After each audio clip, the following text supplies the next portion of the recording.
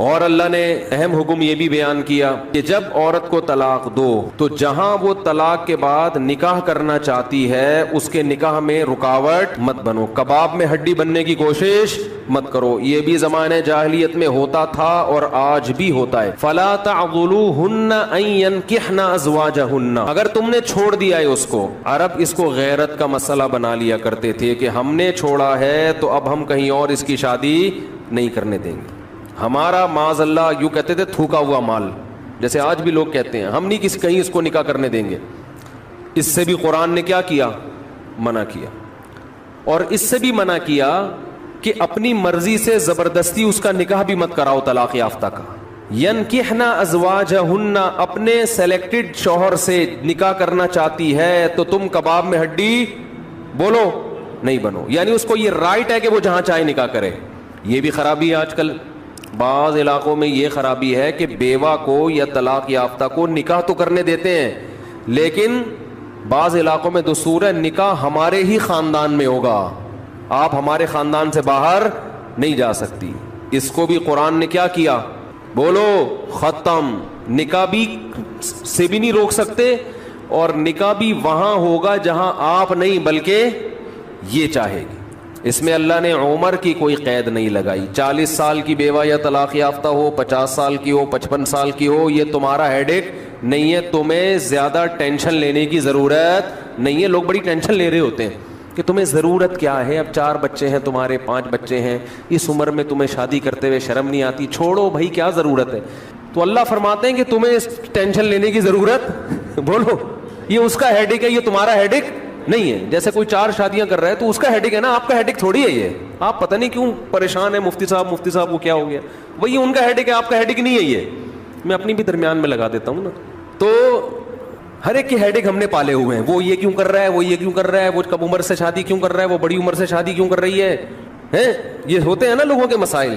اس نے یہ کیوں کر لیا۔ ایک خاتون نے مجھے بتایا کہ وہ ایک دفعہ بیوہ ہوئی، اللہ کی قدرت دوبارہ شادی، دوبارہ بیوہ ہو گئی۔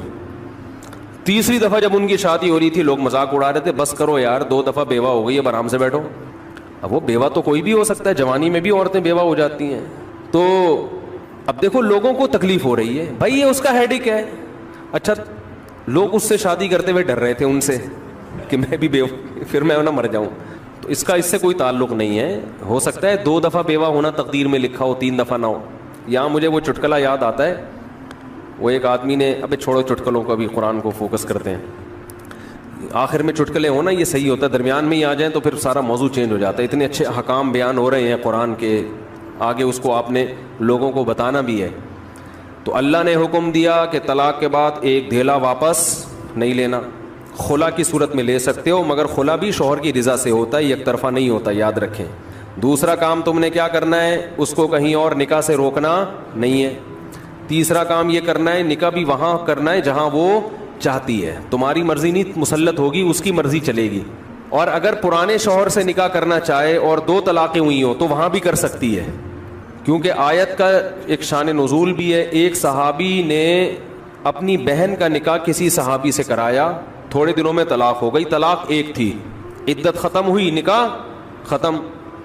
اب تھوڑے دنوں کے بعد دوبارہ ان دونوں کا دل چاہنے لگا کہ ہم آپس میں کمپرومائز کر لیں۔ ہوتا ہے وقتی طور پر اختلافات بہت زیادہ ہوتے آتے ہیں، جب دور رہتے ہیں تو آپس میں میلان ہونے لگتا ہے۔ لیکن وہ جو صحابی تھے نا جن کی بہن کو طلاق ہوئی تھی، انہوں نے کہا کہ اب میں اپنی بہن کا نکاح دوبارہ اس آدمی سے بولو نہیں کروں گا، اور کہا کہ یا رسول اللہ میں نے ان کی عزت کی، ان کو اپنی بہن نکاح میں دی، انہوں نے لڑائی جھگڑا کر کے طلاق دے کے میرے گھر میں بٹھا دیا، میں کیسے دوبارہ؟ یہ ذلت محسوس ہوتی ہے نا انسان کو۔ قرآن میں اللہ نے آیتیں نازل کی کہ اگر وہ اپنے شوہر سے نکاح کرنا چاہتی ہے تو درمیان میں رکاوٹ مت بنو۔ لڑے بھی وہ خود تھے، اب جڑ بھی خود رہے ہیں، نہیں آ رہی بات؟ اس کو بھی لوگ غیرت کا مسئلہ بنا لیتے، سسر صاحب بنا لیتے ہیں، میرے داماد نے میری بیٹی کو طلاق دی ہے، میں تو نہیں واپس بھیجوں گا۔ بھائی دنیا میں جو آدمی میں لچک نہیں ہے نا، فلیکسیبلٹی نہیں ہے، لچک نہیں ہے جس میں، وہ کبھی بھی کامیاب نہیں ہو سکتا۔ یاد رکھو یہ جو ہوتا ہے نا، میں اصول کا پکا، بھائی اصول کا پکا ہونا تو اچھا ہے، لیکن یہ اصول ہی غلط ہے کہ جو کہہ دیا تو اس پہ قیامت تک قائم رہنا ہے، یہ اصول ہی غلط ہے۔ اصول یہ ہونا چاہیے کہ جب موقع کی مناسبت سے جو بات ٹھیک لگے گی اپنے آپ کو چینج کر لوں گا. یہ اصول ٹھیک ہے, اس اصول پہ پکے رہو, اور یہ نبی سے ہمیں ملتا ہے یہ اصول. حدیث میں آتا ہے ایک صحابی نبی کے پاس آئے, مجھے صدقہ چاہیے, یہ چاہیے, وہ چاہیے. آپ نے فرمایا اللہ کی قسم تم پر خرچ نہیں کروں گا میں. وہ چلے گئے, آپ نے دوبارہ بلایا, فرمایا ان پہ صدقہ کرو, دے دو. وہ پریشان, یا رسول اللہ آپ نے تو قسم اٹھائی تھی کہ میں آپ کو نہیں دوں گا. آپ نے فرمایا من رأى علی یمین فرأى غیرہا خیرا منہا فلیکفر عن یمینہ, کہ جو شخص کسی بات پہ قسم اٹھا لے, جائز بات ہو, کوئی اگر حرام پہ قسم اٹھائی وہ تو بچنا لازم ہے نا, کہ میں گناہ نہیں کروں گا, وہ تو ویسے ہی حرام ہے. جائز کام, صدقہ تو جائز ہے نا, بلکہ ثواب ہے. فرمایا کوئی کسی جائز کام پہ قسم اٹھائے, پھر بعد میں اس کو خیال ہو کہ مجھے قسم توڑ دینی چاہیے, اس کا مائنڈ کیا ہو گیا, چینج, تو اسے چاہیے قسم توڑ دے اور کفارہ ادا کر دے, اس قسم پہ قائم بولو نہ رہے. قسم پہ جب قائم نہ رہنے کا حکم ہے تو بغیر قسم کے میں نے جو بول دیا بس وہ پتھر پہ لکیر بن گیا, یہ تو پاگل اور گدھے ہونے کی علامت ہے. قسم بھی اگر کھا لی ہو تو بھائی اس وقت یہ خیال تھا کہ نہیں دینا, اب زمینی حقائق کہہ رہے کہ اس کو دینا ہے, تو اب قسم توڑو, کفارہ ادا کرو اور دے دو. بات نہیں آ رہی میرا خیال ہے. یہ کس کی سیرت ہے, نبی کی. نبی سے زیادہ کسی کی پکی زبان ہو سکتی ہے, لیکن ایسی لچک سکھائی ہے کامیاب بننے کے لیے کہ یہ نہیں کہ جو کہہ دیا تو وہ پتھر پہ لکیر. گراؤنڈ ریئلٹی کے لحاظ سے, ماحول کے چینج ہونے کے لحاظ سے آپ نے اپنا رویہ کیا کرنا ہے, چینج کرنا ہے. اس وقت آپ کی رائے یہ تھی, اب آپ کی رائے وہ ہے, کیونکہ زمینی حقیقت بھی چینج ہوتی ہے اور انسان کی نالج بھی چینج ہوتی ہے اور انسان کی رائے بھی چینج ہوتی ہے. بعض دفعہ نالج چینج نہیں ہوتی, انسان تانے بانے ملا کے ایک رائے قائم کرتا ہے, بعد میں جب اور گہرا سوچتا ہے تو اسے لگتا ہے کہ وہ رائے ٹھیک نہیں تھی, تو وہ اسٹیٹمنٹ اس کا کیا ہو جائے گا, چینج. کوئی بات نہیں, دن میں 100 دفعہ چینج ہو جائے. ناکام وہ ہے جو کہہ دیا تو اڑ گیا, بس کچھ بھی ہو جائے. اب دیکھو ایک آدمی آپ کو مستحق نظر نہیں آ رہا تھا, آپ نے کہا اللہ کی قسم تجھے میں صدقہ نہیں دوں گا, تو فراڈی ہے. بعد میں پتا چلا نہیں فراڈی نہیں ہے, آپ کو نہیں, میں نے تو بول دیا تھا میں نہیں دوں گا. بھائی اب فراڈی ہونے کی بیس پہ نہیں دے رہے تھے, تو اب پتا چل گیا یہ فراڈی نہیں ہے. بعض دفعہ پہلے بھی پتا تھا فراڈی نہیں ہے, اب بھی پتا ہے نہیں ہے, لیکن پہلے خیال تھا کہ نہیں دینا چاہیے, اب خیال ہے کہ دے دینا چاہیے, تو رائے چینج کر لو. بہت مشکل ہے.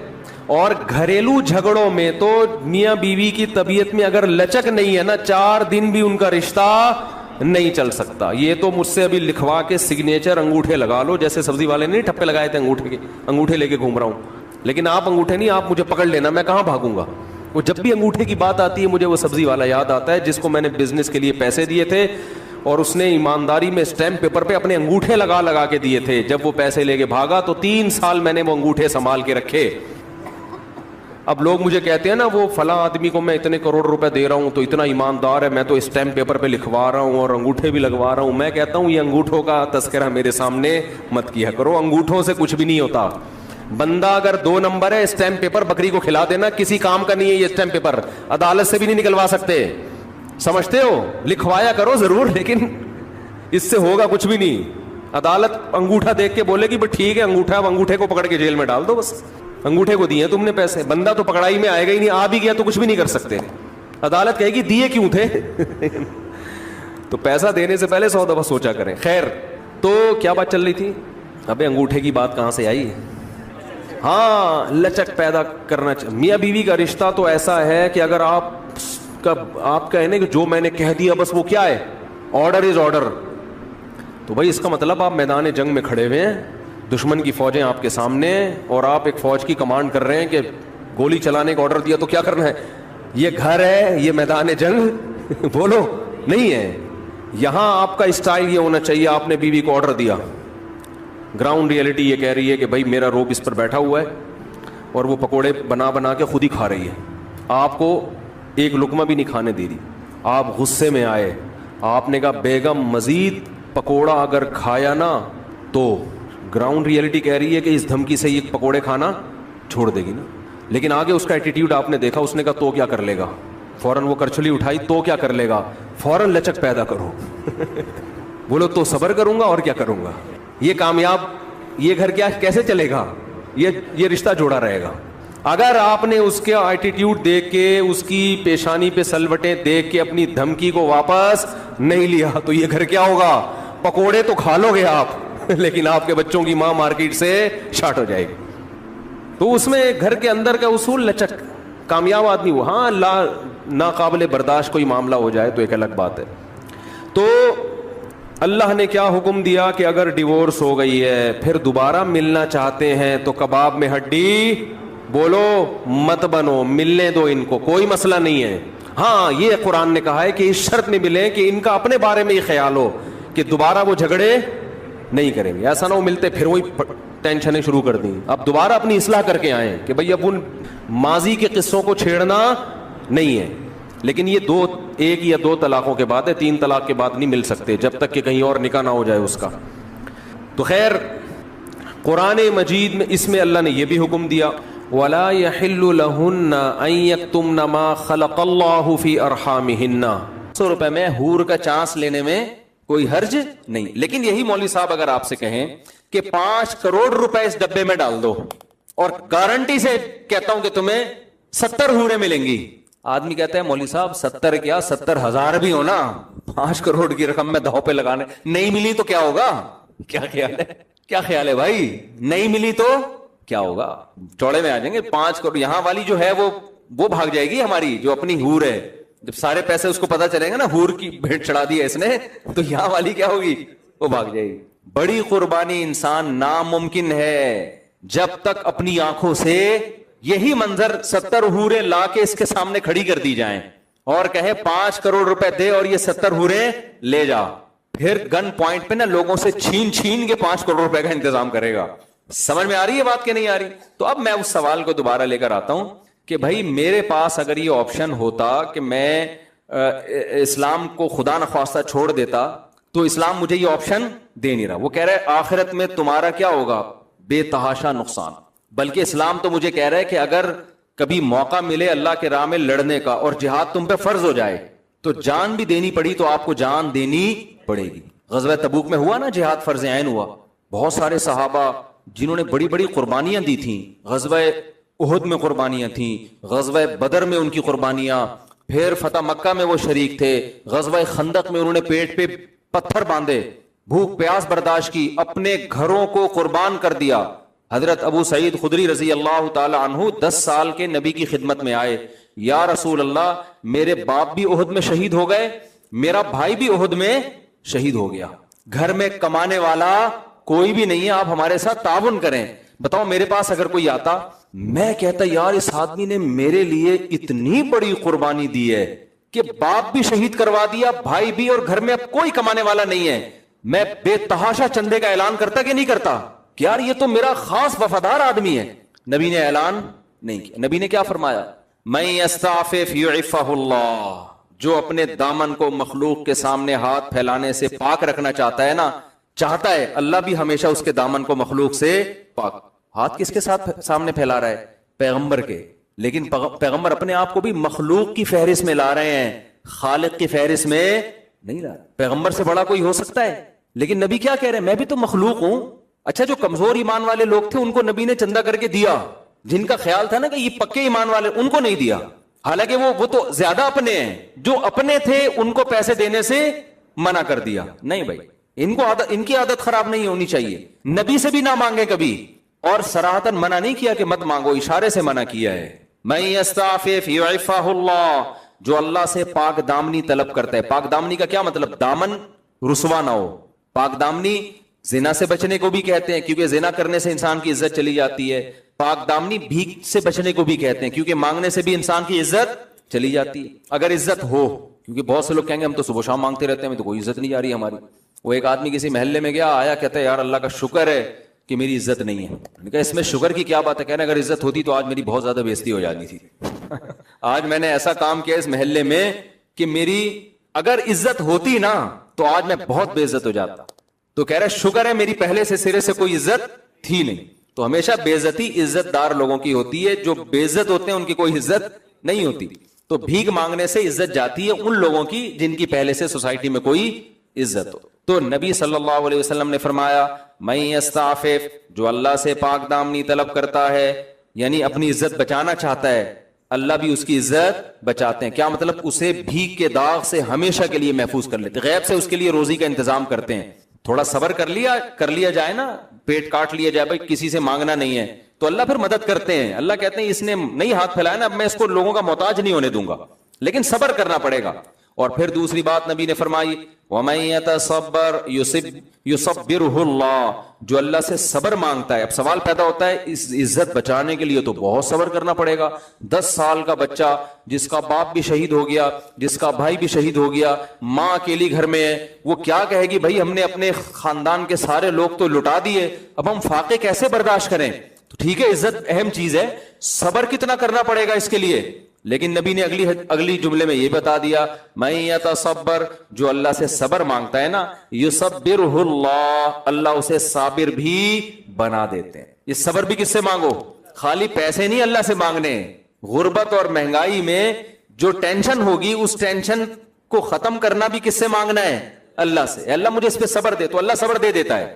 اب آپ مجھے بتاؤ, اتنی بڑی قربانی, باپ شہید, بیٹا شہید, اور گھر میں فاقے, اور نبی نے بھی, حالانکہ نبی چندہ کر کے دے سکتے تھے, دوسروں کو بھی تو دے رہے تھے نا, جبکہ یہ امید ہو کہ میری مدد بھی کر سکتے ہیں, خالی ہاتھ واپس بھیج دیا. ایسے میں اگلی جنگ کے لیے اگر نبی بلائیں, تو جس کا ایمان ایسا ہو جیسا ہمارا 500 والا, کہ 500 میں ٹرائل بیسس پہ آپ ایک ہور کا رسک لے سکتے ہیں, تو اگر ایسا ایمان ہوتا, اگلی جنگ میں شرکت کرتے؟ بولتے کیوں نہیں میرے بھائی, کبھی بھی نہیں کرتے. لیکن انہوں نے ہر جنگوں میں نبی کا ہمیشہ ساتھ دی. بدر میں شریک ہونے والے, احد میں شریک ہونے والے, خندق میں تو کتنی ٹینشن تھی. اب آپ دیکھو اسلام کو اپنے دعوے کی سچائی کا یقین کتنا ہے, کہ اسلام بھی کوئی لچک نہیں دکھا رہا.